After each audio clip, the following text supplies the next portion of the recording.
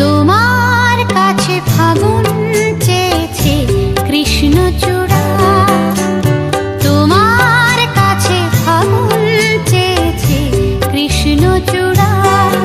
তুমি তাই দুহাত ভরে দিলে আগুন উজাড় করে, সে কি তো